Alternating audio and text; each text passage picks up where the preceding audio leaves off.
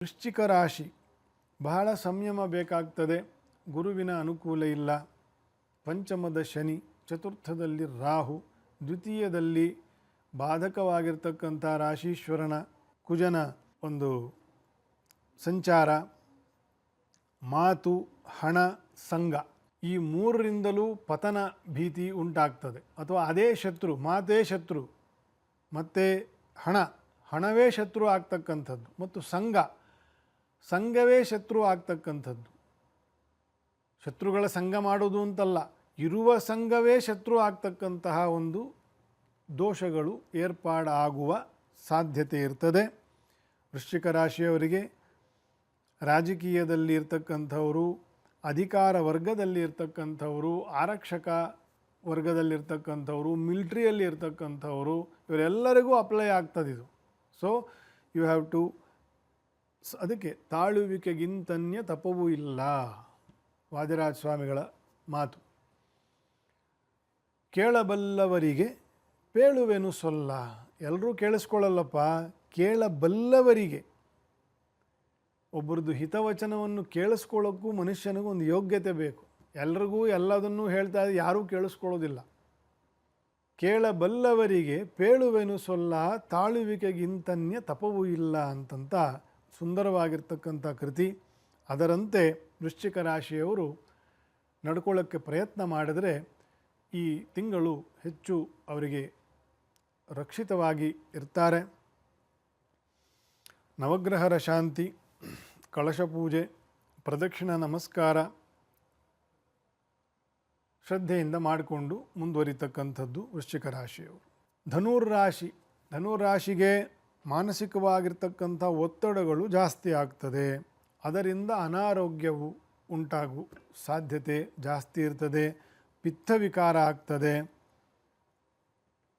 ಶಾಂತಿ ಸಮಾಧಾನವನ್ನು ನಾವು ಕಷ್ಟಪಟ್ಟು ಗಳಿಸ್ಕೊಳ್ಬೇಕಾಗತ್ತೆ ಧನುರಾಶಿಯವರು. ಯಾಕಂದರೆ ರಾಶಿಯಲ್ಲೇ ಚತುರ್ಗ್ರಹ ಯೋಗ ಇದ್ದು ಬಲಿಷ್ಠ ರವಿಯ ಒಂದು ಸಂಚಾರದ ಯೋಗವೂ ಇದೆ. ಅಲ್ಲಿ ಶತ್ರುಗ್ರಹರ ಸಂಚಾರವೂ ಇದೆ. ಗುರುದೃಷ್ಟಿ ಇದೆ, ಏನು ತೊಂದರೆ ಇಲ್ಲ. ಆದರೂ ನಮ್ಮ ಎಚ್ಚರಿಕೆಯಲ್ಲಿ ನಾವಿರಬೇಕು. ಪಿತ್ತವಿಕಾರವಾಗ್ತಕ್ಕಂಥದ್ದು, ನಾನಾಗಲೇ ಹೇಳಿದಂತೆ ನಾವು ಉಣ್ಣುವ ವಸ್ತುವೇ, ನಾವು ಉಣ್ಣುವ ಆಹಾರ ನೀರೇ ವಿಷವಾಗ್ತಕ್ಕಂತಹ ಕಾಲಮಾನದಲ್ಲಿ ಇದ್ದೇವೆ. ಹಾಗಾಗಿ ಆಹಾರದ ಬಗ್ಗೆ ಹೆಚ್ಚು ಕಾಳಜಿ, ಗಮನ ಇರಬೇಕು. ಒಳ್ಳೆಯ ವ್ಯಾಯಾಮ ಮಾಡಬೇಕು. ಬಾಡಿಯನ್ನು, ವಾತ, ಪಿತ್ತ, ಕಫವನ್ನು ಸಮವಾಗಿ ಇಟ್ಕೊಳ್ಳಿಕ್ಕೆ ಅದೆಲ್ಲ ಸಹಾಯಕರವಾಗಿರ್ತಕ್ಕಂಥದ್ದು. ಧನುರಾಶಿಯವರು ಶ್ರೀ ರುದ್ರದೇವರು, ರುದ್ರಾಭಿಷೇಕ, ಈಶ್ವರನಿಗೆ ಪ್ರದಕ್ಷಿಣ ನಮಸ್ಕಾರ, ನಾಮಸ್ಮರಣೆ, ಶಿವನಾಮಸ್ಮರಣೆ ಇದೆಲ್ಲವನ್ನು ಹೆಚ್ಚು ವಿಶೇಷವಾಗಿ ಮಾಡಿಕೊಳ್ತಾ ಮುಂದುವರಿಬೇಕು. ಒಳ್ಳೆಯದಾಗ್ತದೆ. ಮಕರ ರಾಶಿಯ ವ್ಯಯದಲ್ಲಿ ರವಿಯೊಂದಿಗೆ ಚತುರ್ಗ್ರಹ ಯೋಗ ಇರತಕ್ಕಂತಹ ತಿಂಗಳು. ಮತ್ತು ರಾಶಿಯಲ್ಲೇ ಈಗ 14ನೇ ತಾರೀಕು ರಾಶಿಯಲ್ಲೇ ರವಿಯು, ಕುಜನು, ಶುಕ್ರನು ಎಲ್ಲ ಸೇರ್ತಕ್ಕಂಥ ಒಂದು ಪಂಚಗ್ರಹ ಯೋಗ ಎಲ್ಲ ಇದೆ. ಸ್ವಲ್ಪ ವಿಷಮ ಪರಿಸ್ಥಿತಿಯ ತಿಂಗಳು ಮಕರ ರಾಶಿಯವರಿಗೆ. ಗುರುಬಲವೂ ಇಲ್ಲ. ರಾಹು ಮತ್ತು ಶನಿಯು ಪಾಪಗ್ರಹರು, ಅವರ ಅನುಕೂಲದಲ್ಲಿದ್ದಾರೆ. ಪಾಪಗ್ರಹರು ಅನುಕೂಲದಲ್ಲಿ ಇದ್ದು ಈ ರೀತಿಯ ವ್ಯಯದಲ್ಲಿ ಮತ್ತು ಜನ್ಮದಲ್ಲಿ ಚತುರ್ಗ್ರಹ ಪಂಚಗ್ರಹ ಯೋಗ ಬಂದರೆ ಆಸುರೀಯ ಶಕ್ತಿಗಳ ಬೆಳವಣಿಗೆ ಅಂತಲೇ ಅರ್ಥ. ಅದಕ್ಕೆ ನಮ್ಮಲ್ಲಿರ್ತಕ್ಕಂಥ ಕೆಟ್ಟ ಗುಣಗಳು ಏನಿರ್ತದೆ, ಕೆಟ್ಟ ಪ್ರವೃತ್ತಿಗಳೇನಿರ್ತದೆ, ಅದೆಲ್ಲ ರೆಕ್ಕೆ ಪುಕ್ಕ ಬರ್ತದೆ ಅಂತಂತ.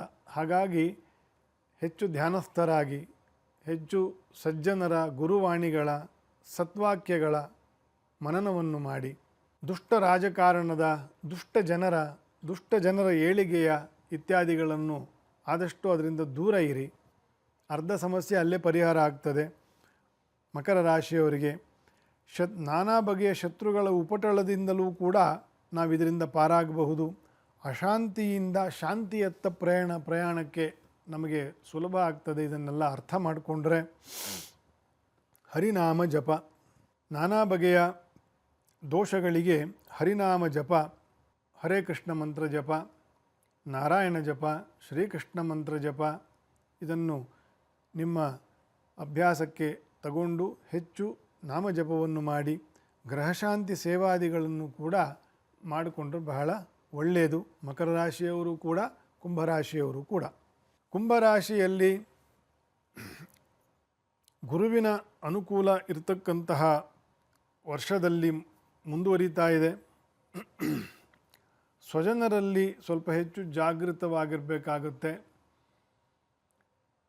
ಮನೆಯಲ್ಲಾಗಲಿ, ಕಚೇರಿಯಲ್ಲಾಗಲಿ, ಮಿತ್ರರಲ್ಲಾಗಲಿ, ಬಂಧುಗಳಲ್ಲಾಗಲಿ ಸ್ವಲ್ಪ ಅವರೇ ತಂದಿಟ್ಟು ತಮಾಷೆ ನೋಡ್ತಕ್ಕಂತಹ, ಅವರ ಸ್ವಾರ್ಥಕ್ಕೆ ನಿಮ್ಮನ್ನು ಬಳಸ್ಕೊಳ್ತಕ್ಕಂತಹ ದೋಷಗಳು ಬರಲಿಕ್ಕೆ ಸಾಧ್ಯ ಉಂಟು. ಹಾಗಾಗಿ ಆದಷ್ಟು ಎಚ್ಚರಿಕೆಯಿಂದ ನಿಮ್ಮ ವಸ್ತು ವಿಷಯಗಳನ್ನು ಕಾಪಾಡಿಕೊಳ್ಳಿ. ನಿಮ್ಮ ಒಳಗಿನ ಗುಟ್ಟುಗಳನ್ನು ಕೂಡ ನೀವು ಒಂದು ಸಂಪತ್ತಿನಂತೆ ಕಾಪಾಡಿಕೊಳ್ಬೇಕು, ಕುಂಭರಾಶಿಯವರಿಗೆ ವಿಶೇಷವಾಗಿ. ಯಾಕಂದರೆ ಏಕಾದಶದಿಂದ ವ್ಯಯಕ್ಕೆ ಎಲ್ಲ 4 ಗ್ರಹರು 5 ಗ್ರಹರು ಬರ್ತಾರೆ. ಆಗ ನಾನಾ ಪೀಡನೆಗಳನ್ನು ತರ್ತಾರೆ. ನಿಮಗೆ ಗೊತ್ತಾಗೋದಿಲ್ಲ ಹಿಂದ್ಗಡೆ ಏನಾಗ್ತಾ ಇರ್ತದೆ ಅಂತಂತ. ಹಾಗಾಗಿ ಸ್ವಲ್ಪ ಜಾಗ್ರತೆಯಿಂದ ಇರಿ. ಶ್ರೀ ದುರ್ಗಾದೇವಿಯ ಪೂಜೆಯನ್ನು, ಅವಳ ನಿತ್ಯ ದೀಪ ಇಟ್ಟು ನಮಸ್ಕಾರ ಮಾಡ್ತಕ್ಕಂಥದ್ದು, ದುರ್ಗಾ ಅಷ್ಟೋತ್ತರವನ್ನು, ದುರ್ಗಾ ಸೂಕ್ತವನ್ನು ಯಾವುದು ಸುಲಭವೋ ಅದನ್ನು ಮಾಡ್ತಾ ದೇವರ ಪ್ರಾರ್ಥನೆಯಿಂದ ನಿಮ್ಮ ಬೆಳಗ್ಗೆ ಸಂಜೆಗಳು ಕಳೆದು ಮುಂದೆ ಹೋಗಲಿ, ಒಳ್ಳೆಯದಾಗ್ತದೆ ಕುಂಭರಾಶಿಯವರಿಗೆ. ಮೀನರಾಶಿ, ನಾನಾ ಕೆಲಸಗಳಲ್ಲಿ ಅವಕಾಶದ ವರ್ಷವೂ ಕೂಡ ಇದು, ತಿಂಗಳೂ ಕೂಡ ಇದು ಮೀನರಾಶಿಯವರಿಗೆ. ಜನ್ಮದ ಶನಿ ರಾಹುವಿನ ಒಂದು ದೋಷವು ಇದ್ದೇ ಇದೆ, ಅದು ಮುಂದುವರಿತದೆ. ನಾನಾ ಅವಕಾಶಗಳು ಹುಡುಕೊಂಡು ಬರ್ತದೆ. ಚತುರ್ಥದಲ್ಲಿ ಗುರು, ಅದರ ಹೊರತಾಗಿ ಎಲ್ಲ ಗ್ರಹರೂ ಕೂಡ 10ನೇ ಮನೆಗೆ 11ನೇ ಮನೆಗೆ ಬರ್ತಕ್ಕಂತಹ ತಿಂಗಳು. ಮನೆಯಲ್ಲಿ ಇದ್ದರೆ ಮನೆಯಲ್ಲಿ ನಿಮ್ಮ ಪ್ರಾಮಿನೆನ್ಸು, ನಿಮ್ಮ ಕೆಲಸ ಕಾರ್ಯಗಳಲ್ಲಿ ನಿಮಗೆ ಬೇಕಾಗಿರ್ತಕ್ಕಂಥ ಅನುಕೂಲಗಳು, ಕಚೇರಿಯಲ್ಲಿ ನಿಮ್ಮ ಬಡ್ತಿ, ನಿಮ್ಮ ಒಂದು ಪ್ರಾಮಿನೆನ್ಸ್ ಬೆಳೀತಕ್ಕಂಥದ್ದು, ನಿಮ್ಮಿಂದ 4-6 ಜನಕ್ಕೆ ಅನುಕೂಲ ಆಗ್ತಕ್ಕಂಥದ್ದು, 4-6 ಜನಗಳಿಂದ ನಿಮಗೆ ಅನುಕೂಲ ಆಗ್ತಕ್ಕಂಥದ್ದು, ಈ ರೀತಿಯ ದಶಮ ಮತ್ತು ಏಕಾದಶದ ಫಲವನ್ನು ಈ ತಿಂಗಳ ವಿಷಯದಲ್ಲಿ ನೀವು ಮೀನರಾಶಿಯವರು ಪಡೆಯಲಿದ್ದೀರಿ. ರಾಘವೇಂದ್ರ ಸ್ವಾಮಿಗಳ ಸೇವೆ, ತೀರ್ಥವನ್ನು ಪ್ರೋಕ್ಷಣೆ ಮಾಡಿಕೊಂಡು ಪ್ರದಕ್ಷಿಣೆ ನಮಸ್ಕಾರ, ರಾಘವೇಂದ್ರ ಸ್ವಾಮಿಗಳನ್ನು ವಿಶೇಷ ಆರಾಧನೆ ಮಾಡಿ ಒಳ್ಳೆಯದಾಗ್ತದೆ.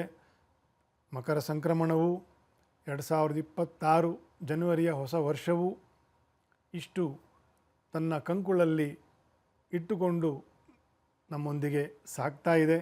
ಎಲ್ಲರಿಗೂ ಹರಿವಾಯುಗಳ ಸ್ಮರಣೆ ಉಂಟಾಗಲಿ ಮತ್ತು ಆಯುಸ್ಸು ಆರೋಗ್ಯವು ಕೊಟ್ಟು ದೇವರು ಗುರುಗಳು ಕಾಪಾಡಲಿ ಅಂತಂತ ಹೇಳಿ ನಮ್ಮ ಕಾರ್ಯಕ್ರಮವನ್ನು ಮುಗಿಸ್ತಾ ಇದ್ದೀನಿ. ತತ್ಸರ್ವಂ ಶ್ರೀಕೃಷ್ಣಾರ್ಪಣಮಸ್ತು.